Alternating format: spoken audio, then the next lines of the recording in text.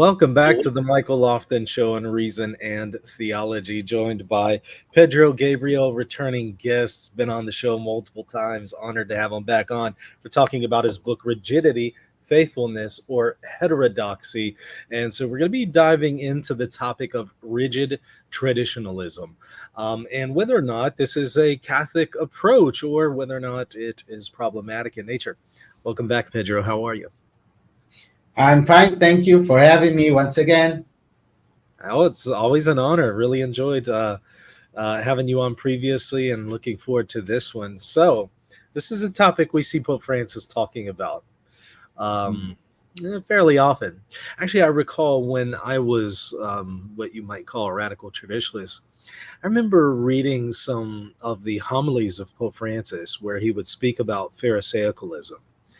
And I would think that he was talking about me, and I would feel very insulted.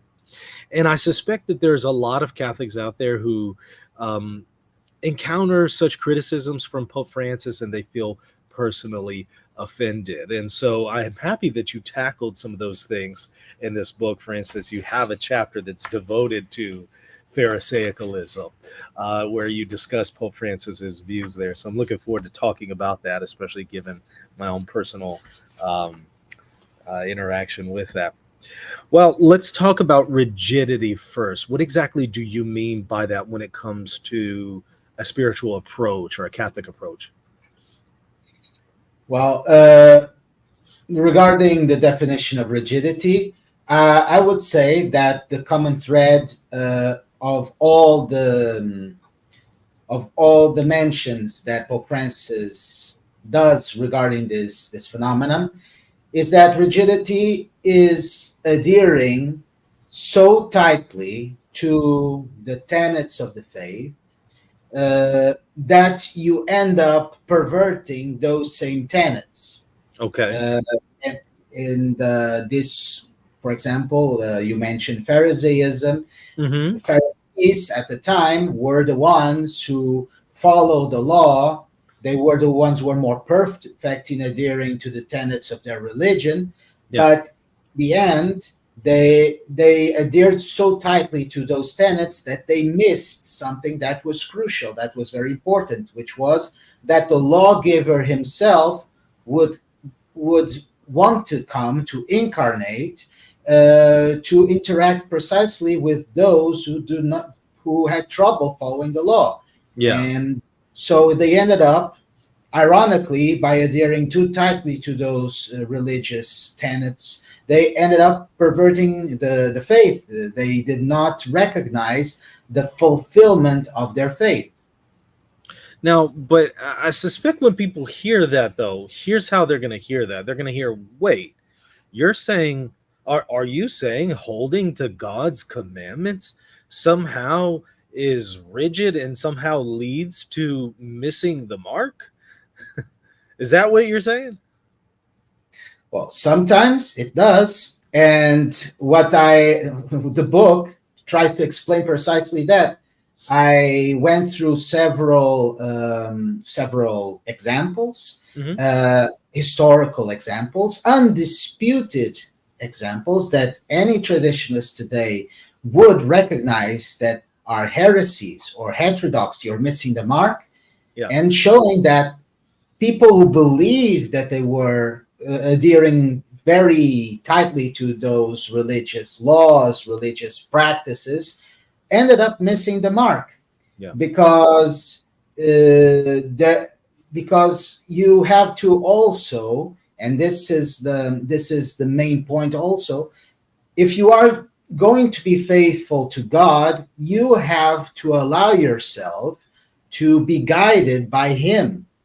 And you cannot allow yourself to be guided by Him if you believe that you have everything already figured out. And that's the point. Sometimes you need some correction. You need to correct your course. And you can be so focused on fulfilling every single iota that you Yeah, so I think we That lost your you- video. I heard you the whole time. I've been hearing the and audio. okay, so that you end up uh, not not not being uh, missing the mark. There, it's back now. Yeah. Yeah. Well, can you give me maybe an example? You said that you cover some instances in the book historically that many people would recognize are instances of rigidity. What are some instances that you would throw out? For example, I've already mentioned Pharisaism. I would mention the Judaizers. I would Okay. mention the ones that um, during the time of the apostles, um, they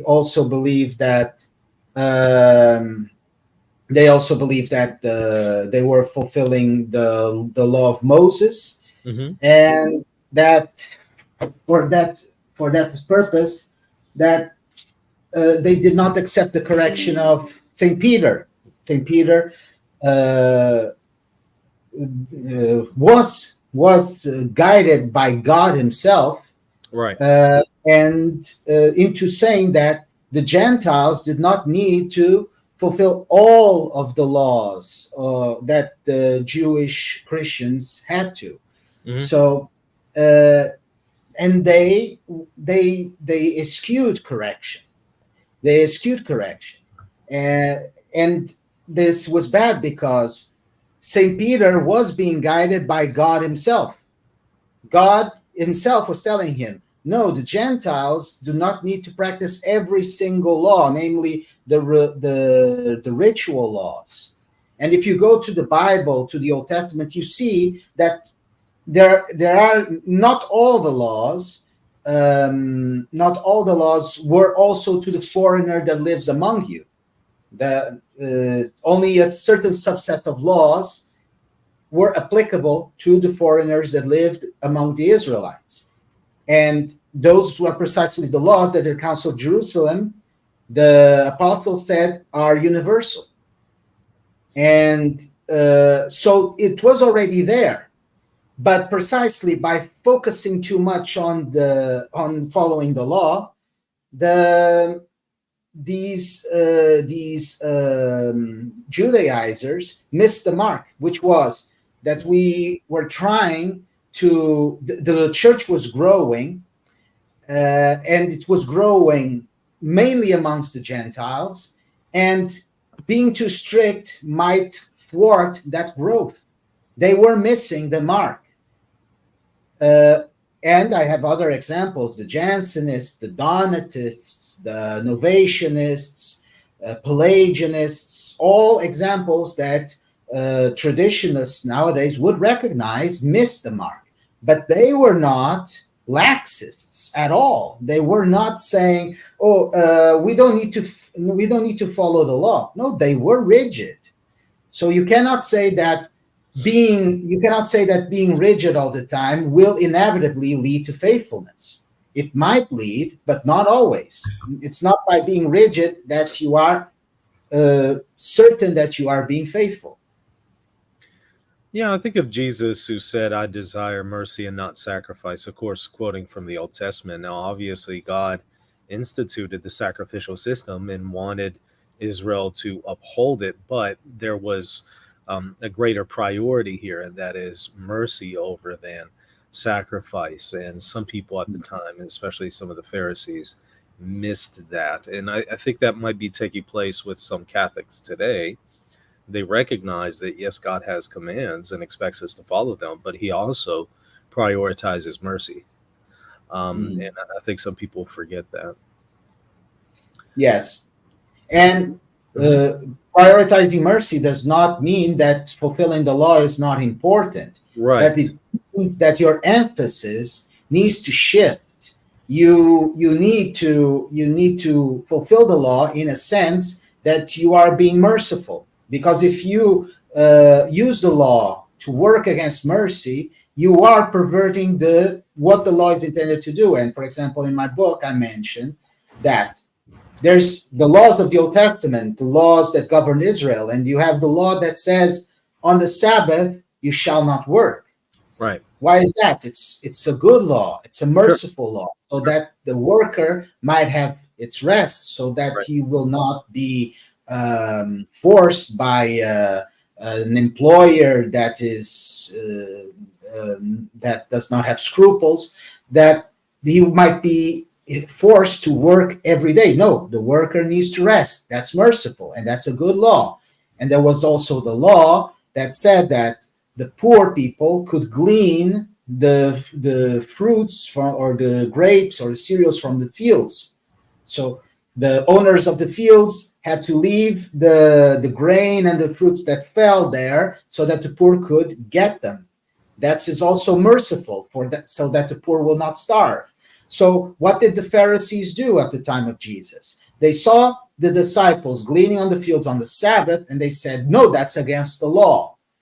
So they set these two laws that were merciful against each other, and in the process they ended up with a conclusion that was the poor people on Sabbath have to starve.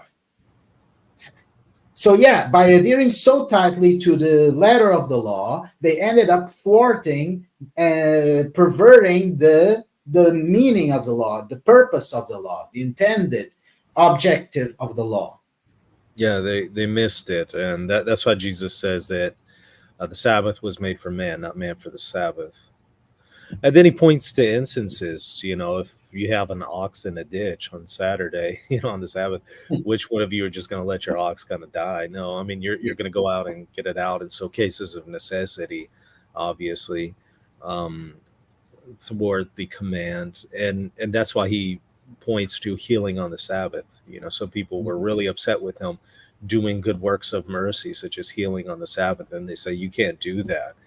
Um, and there's also an element involved there where they actually weren't obeying the commands. They were twisting the meaning of keeping the Sabbath. And I think that might take place with some Catholics today. It's not always it's not always that they're being rigid. It's sometimes that they're not even understanding what the command actually is in some instances, but not always. Um, I want to talk about Pope Francis and Pharisaicalism.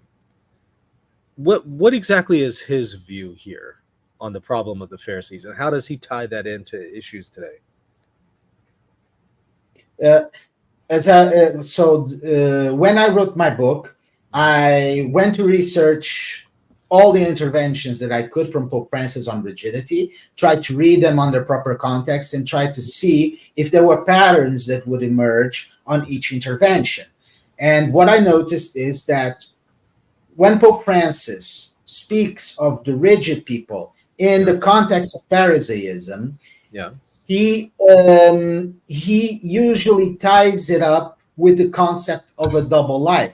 uh huh, So, and then I explore that on my book, on one of the chapters of my book, in which I explain that the double life is not necessarily, saying one thing and acting in another way.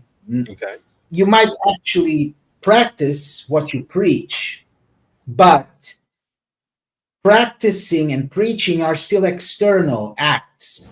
What matters is that there might be a dissonance between your external acts and your heart, your attitude, your inner dispositions. okay, So, for example, in the case of the Pharisees, they preach the law, they fulfill the law to the letter, but their hearts were far away from what the law intended, which was the law served to help us be good to our brothers. And they were not good to their brothers. They were unmerciful, ruthless towards their brothers. So, in that sense, there was a double life because they practiced and preached and externally were one thing, but internally they were completely the opposite of that thing that they were supposed to be. And that's, for me, how Pope Francis ties it up to Pharisaism, to rigidity. And another pattern that also tends to emerge regarding the Pharisees is that Pope Francis distinguishes between two types of rigidity. One that is more like a sickness, and the person does not know how to be any other way, and that person suffers. And this is the matter of scrupulosity, and I also mentioned that in one of the chapters of my book. But Right. there's also those who are not suffering because it's not a sickness for them, it's a choice, and their choice is to try to appropriate the gift of God. God gifts himself to us, and they try to appropriate this gift to use them to their own ends. And this is also a bad thing, because the Pharisees and those who suffer from their rigidity, they do not see God as a father. They see God as merely a master that gives away laws and we have to obey. Yes, we have to obey God, but we should see him mostly as a merciful, loving father, and the laws that he gives us as something that are intended for our own good. And so the Pharisees and those who are rigid in that way tend to appropriate this gift of God and, try to use it as if God is a master, and they use these laws to be to not to help their brothers. They don't use the law in a sense that they want to help them, even if they say so. Many, you can see on social media many people saying, oh, correcting your brother is an act of love. Yes, it is, but the way you're going about it is, it's not loving at all, and you're just saying that, to feel good about yourself. That's what I see a lot on social media. And so all of this prevents the rigid person from growing spiritually. It's also bad for the rigid person itself, himself or herself. So this is, for me, how Pope Francis tries to illustrate, using the Pharisees example, how we should deal with rigidity today. Mm. Well, what's the solution here, especially for somebody who is suffering from it personally with scrupulosity? What's the solution? Well, on chapter 2, I draw from the wisdom of those saints who were spiritual directors of people who were scrupulous. Yeah. And Saint Alphonsus Liguori and The sales. Saint Francis de Sales, correct? Hmm. And what I found is that Hmm. the antidote for scrupulosity, and I dare say the antidote for all rigidity, is obedience.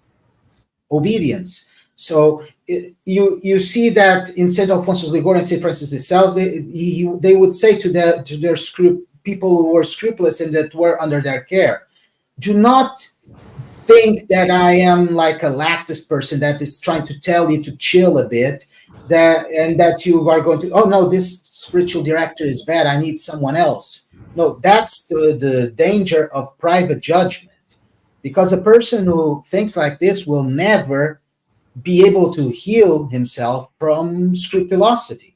Mm. They have to obey, because the spiritual director, even though he is faithful, he knows the laws of the church, he is telling you to not be so rigid for your own good. Hmm. And so that you will find a greater freedom in following the law. And that's the point. If you obey your spiritual director, you will not stop being faithful, Mm. but you will stop being rigid, and you will find a greater faithfulness, a greater fulfillment of your religion. And I would say that this is also what is missing on those who are rigid, but not as a suffering or a sickness, but as a choice. They also think that they have everything figured out. They already know, they already practice, they follow the church even in areas that no one else seems to follow. So I don't need the Pope to correct me. I don't need to obey. They Mm. will find rationalizations to say that obedience in this circumstance is a bad thing, that you don't, or to excuse themselves from obeying. And from doing so, they also do not allow themselves to be healed from their rigidity. They will not allow themselves to grow into a greater faithfulness that could actually bear more fruits Yeah. without sacrificing orthodoxy. As a follow up to this, I also just want to recommend that people check out the book by Thomas Santa, Understanding Scrupulosity. It confirms exactly what you've said on how to deal with scrupulosity and fleshes it out in addition to supplementing, the chapter that you have, chapter 2, on this question of scrupulosity. Certainly check that book out as well because it very helpful. So anybody struggling with scrupulosity, you got a chapter here, and you also probably need to check out Thomas Santa's book. I found it very helpful when I was dealing with scrupulosity. So I appreciate that you address that here in that book and you offer that advice. So let me ask you about a later chapter where you talk about Dontatism. What exactly is Dontatism? How does it tie into this question of rigidity today? Well, Donatism is actually a spiritual descendant of Novatianism, which was the original heresy, if I may say so, in this regard. And what happened was that during the Roman persecutions of Christians, as we all know that they were terrible. Yeah. And there were some Roman emperors that tried to systematically wipe out Christianity from the empire, and they systematically asked everyone, in every citizen, every person living in the empire, to make an offering to the pagan gods to prove that they were not Christians, or if they were Christians, that they were not, radical Christians that would destroy the cohesion of the empire. Mm-hmm. And during this time, it was terrible. It's not just what we see on the movies or the tortures and the deaths. It's people would lose everything they had. And for example, men could be enslaved in the mines. Women could be forced to go into brothels. So it was completely, it was something absolutely terrible. And to avoid all that, they only had to throw a pinch of incense, and that was it. Mm-hmm. But the Catholic Church, the Christian Church at that time, was very strict that there were sins that could not be remitted, like the sin of apostasy, which was in effect what these Christians who threw a pinch of incense to the pagan idols were doing. They were apostatizing, and so there was a mass apostasy during that time. But most people who did it forced. They were forced to do it. They didn't want to do it. They would not have done it if not for the persecution. So when the persecution subsided, they wanted to return to the church. They saw that they had sinned and that they wanted to come back to the church. And the people who were rigid said, no, this sin cannot be remitted. This sin is, you can never commune again. You can never take communion again. You may God have mercy on your soul, but now we have to be strict. And there were many people who got martyred, many people who were tortured and survived. No, you don't have the right to the Eucharist anymore. You don't have the right to be here anymore. Mm-hmm. And the church, the actual church, ended up seeing that they could not just leave all these people. They could not just leave all these people outside of the church. If they wanted to come in, there needed to be a way to bring them back. And that's here when the clash between the Novatianists who followed Novatian, a rigid cleric, and the Orthodox, the Catholics, it came up. And the Donatists came afterwards as the spiritual heirs of the Novatianists after another Roman persecution, but this time saying that those who were ordained, the clerics that were ordained by those who had lapsed away, and here they were even stricter. It's not just those who had thrown a pinch of incense to the pagan gods. It's even those who had cooperated with the authorities by giving away the sacred books to be burned, even if they gave fake books. But even then, the it was considered that those were sinners that could not be remitted. If they were clerics, they had forfeited their state, their munus, and those who were ordained by those other clerics were invalid. Yeah. And again, the church once again said no, because when a cleric, when a priest acts, he doesn't act on his own. He acts in persona Christi. So the Jesus Christ does not. It's not the priest that gives the sacraments. It's Jesus acting through that priest. So again, the sacraments were also not invalid, but the Donatists would not accept that. They were rigid. They said, no, those who are faithful are the pure. The pure are the ones who we should follow. These who did not remain pure can never lead the church. They can never their sacraments will be invalid. So once again, the rigidity will make them miss the mark. And all of them, the Donatists, Novatianists, all of them ended up being condemned as heretics, as schismatics. So they ended up as greater sinners than those who were apostates but ended up repenting of their sin.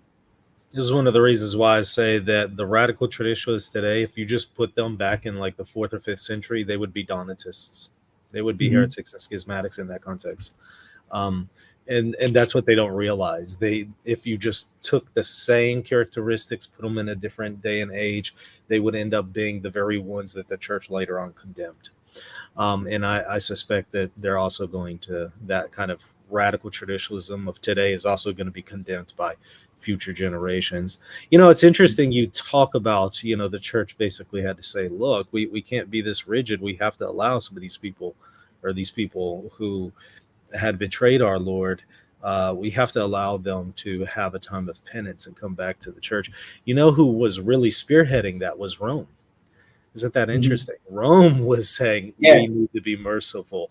And a lot of people were disagreeing with Rome, saying, no, Rome is being way too lax in admitting these people back to the sacraments. Interesting the way that works, given how today it's also Rome that's considered too lax in some cases. In fact, I think of, there were a lot of churches who said you could only go to confession for a mortal sin. You could only go to confession once in your lifetime. That's it, no more. If you commit another mortal sin after that, you can never be admitted to confession the rest of your life, never can be admitted back to the Eucharist the rest of your life, maybe on your deathbed in some rare cases, but in many cases, no, that's it. You're just left to the judgment of God. And again, it was Rome saying, no, we need to admit people back to the sacrament of confession even more than just once. And again, a lot of people who are rigid did not appreciate that. And it's interesting how he's repeating itself today. I actually say on my book, I quote the debates between the Catholics and the Novatianists / Donatists, and the similarities in rhetoric on both sides is uncanny. Yeah. Because the Donatists and the Novatianists would talk about how the church had fallen away. They had compromised with Satan, that the church was lax, and that they were the remnant, the pure ones who remained, and the church and all the rest of the world had fallen. And then you see the Catholics, saints, Augustine, Octatus, many saints and people who are now considered perfectly orthodox, Saint Cyprian, talking about their lack of mercy, talking about how the church should be a field hospital. This is not Pope Francis who said it. People here during this this controversy were saying the church is supposed to be a field hospital. This metaphor is traditional, is so traditional. And it was also during this debate, and the traditionalists might not like this because it's a saying that they love a lot, you know, extra ecclesiam nulla salus. Outside the church, there is no salvation. Well, this sentence was formulated for the first time that we know of by Saint Cyprian precisely to talk about how the Novatianists were falling away from the unity of the church, and therefore, even though they were very tightly, they were following the religion very tightly, Hmm. they were falling away from salvation because outside the church there is no salvation. And they were saying that the church, they were entering into a schism with the church. And this sentence now, traditionalists use it to again try to separate themselves from the church because they are the ones who are pure and the Second Vatican Council has fallen away. It's the same process repeating all over again. There's nothing new under the sun. Those who remain in unity and in obedience are building on the rock, and eventually they will be validated. And those who build on the sand of their own private interpretations outside of the church will stand eventually condemned by the historians of the church. We had somebody talk about this in the comment section earlier. They brought up the Jansenists. And this has been something that I think others have also observed, a connection between the problem with the Jansenists and modern day radical traditionalism. You have a whole chapter devoted to that. Tell us about it. What exactly is Jansenism? How does it tie into this situation of rigidity? Well, Jansenism is another movement that followed the writings of Jansenius, and they were also characterized by being very rigid. And of course, there are many tenets in this movement, in this heresy in particular. But I think that the one that ties more neatly with the traditionalism of today, besides the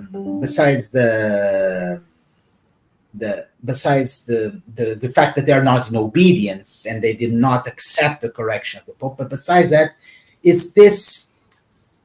They have such a deep, and this is good, but they have such a deep veneration for the Eucharist that they end up perverting its purpose by not allowing itself to be more dispersed when the church allows it. So the Jansenists, they believe that almost no one was pure enough to take communion. They were against frequent communion because if communion is to be given only to those who are not in mortal sin, well, and most people are going to commit mortal sins either way, once in a while. No, they could never have frequent communion. That would be too dangerous. Even if a person had an idea that he or she might not be in mortal sin, even if it was a little bit of a possibility, well, you should not take it. It's sacrilege. You cannot take even a small amount of likelihood that you will commit the sacrilege. And sometimes they would even do pause penitential fasts, of Eucharistic fasts, like, okay, I already confessed my sin. I'm not already in the state of grace. But even so, I still need to purify myself even more, and I cannot take the Eucharist until a certain time has elapsed to make sure that the confession had its purported effect and that I am pure enough to receive the Eucharist. Otherwise, I cannot even touch it. I cannot take it. And this is a perversion. Why? Because the Eucharist is a vehicle of sacramental grace. And we, as sinners, cannot, as much as we try, achieve holiness without grace.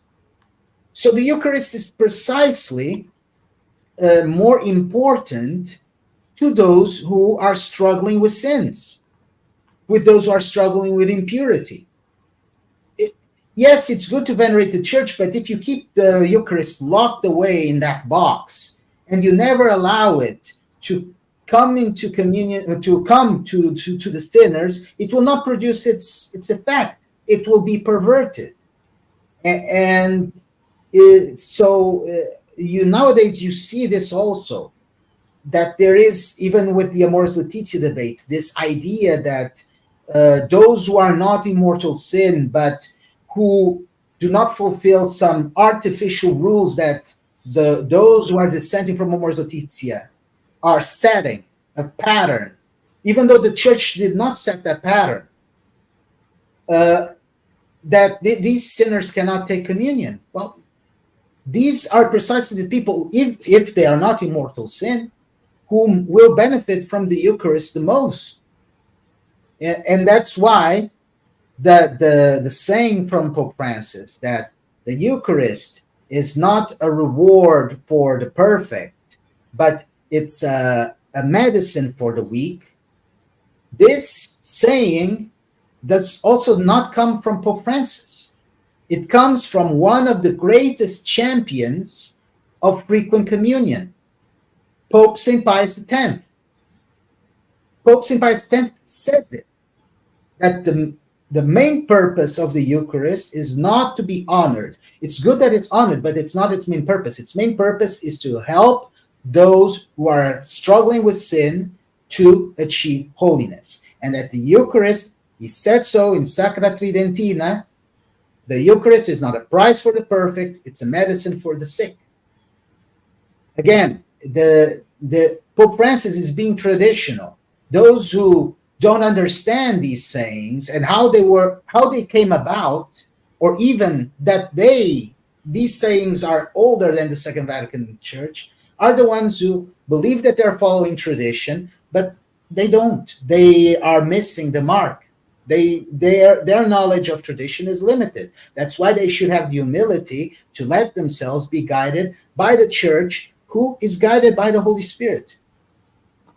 I think that some people are going to say, but wait, aren't these people who are divorced and remarried that Pope Francis is talking about in the Amoris Laetitia? How are you saying they're not in mortal sin? Because as the tradition of the church is that for them to be in mortal sin, there need to be three conditions. Grave matter, which is present, but there's also full knowledge and full consent. And we have specified in the Catechism what are the conditions for full knowledge and full consent.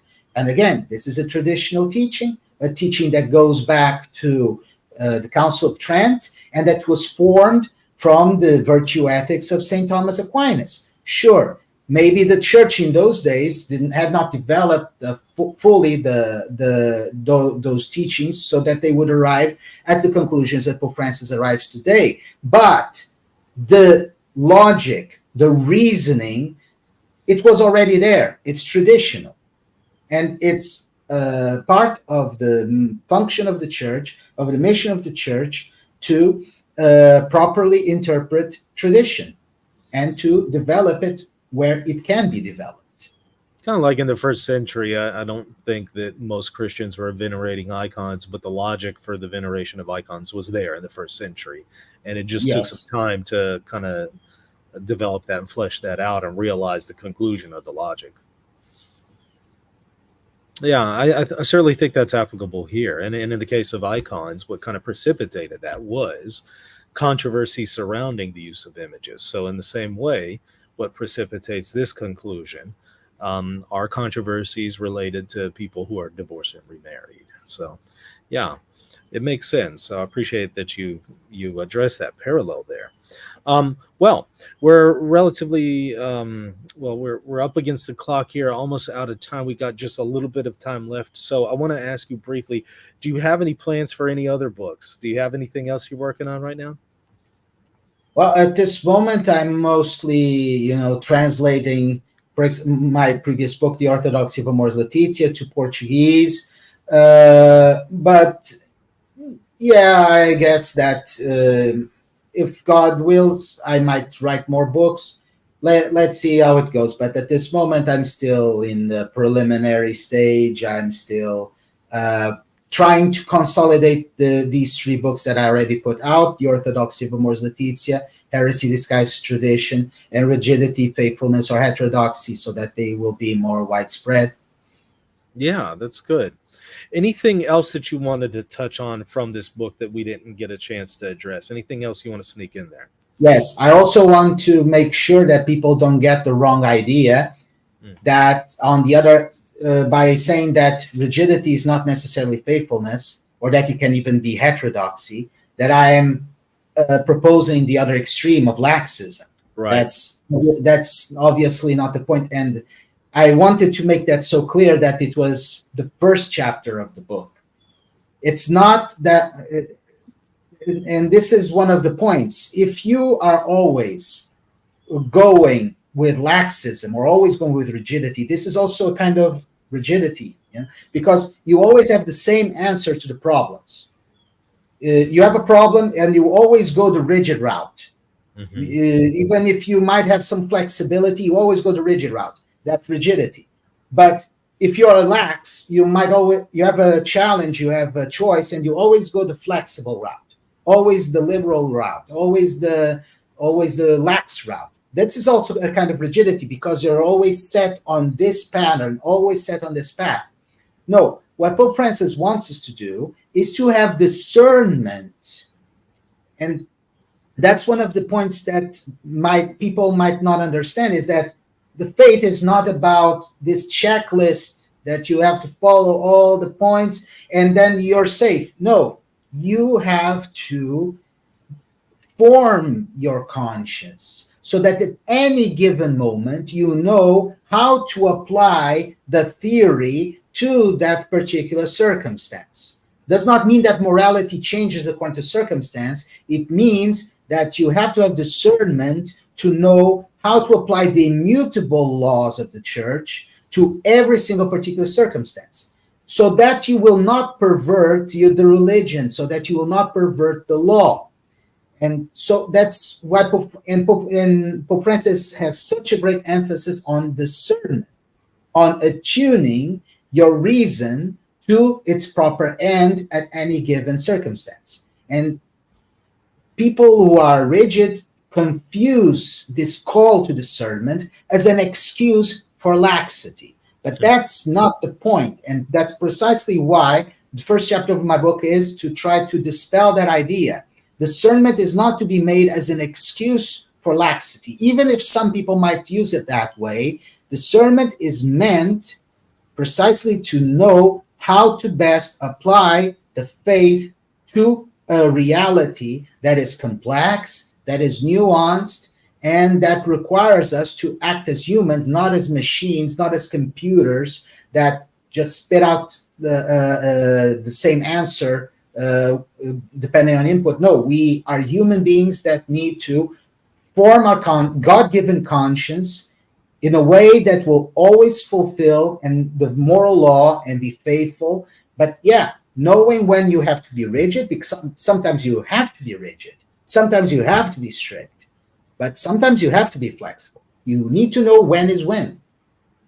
Yeah, that's helpful to be balanced. Yeah, you can fall off both sides, being too lax, Mhm. being too rigid. Yeah. Yeah, that's very good. I'm glad that you addressed both to show a happy medium here in the book. Well, thank you Mhm. so much for coming on, being generous with your time, and for writing this. Everybody, go and check out the book. I got a link to it there in the show notes, so you can go and get your copy today: "Rigidity, Faithfulness, or Heterodoxy" by Pedro Gabriel. Everybody, hit that like button, hit the subscribe button. Also, check me out at patreon.com/Reason and Theology if you want to support the show and also get access to extra content. Pedro, thank you so much for coming on. We'll see you later. Thank you so much. God bless. God bless.